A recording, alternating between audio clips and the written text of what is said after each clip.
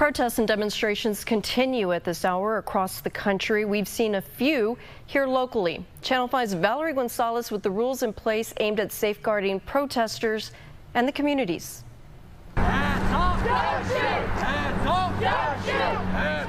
Me being as biracial, I feel mainly targeted. In front of the Bank of America building in the heart of Harlingen stood over 20 people.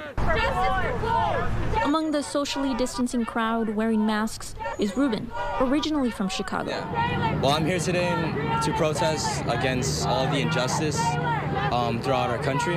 He's lending his voice to protests seeking justice for a Minneapolis man who died after a police officer knelt on the back of his neck for nearly 9 minutes. One of our chants is Black Lives Matter, but we also have all lives don't matter until Black Lives Matter. This is an expression of a protected right. I just know it's freedom of speech.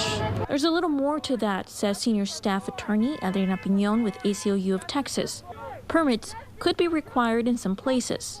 Generally, a permit is needed if there are going to be protesters that either block rights of way or if they're over a certain size.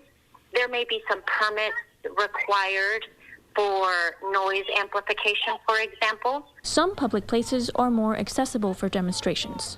So if you're on a sidewalk, for example, that is when your First Amendment rights are most protected to speak, right? When you're on public government property, but not all government property has been opened up for speech purposes. Private property requires permission from the owner. Police can be dispatched to the protest. Interacting with them is allowed. So one absolutely has a right to ask police questions, to draw their attention to something. But in doing so, we would recommend that one stays calm. And if police are giving orders about the protest, asking people to move to certain areas, that they would comply with those orders. Police can ask you to disperse, but must give you time to comply. Misunderstandings or acts of aggression can lead to violent confrontations. Piñon says they've received complaints from peaceful protesters wrongly targeted by police. If this happens, you can use your phone to record police activity as long as you don't interfere with them.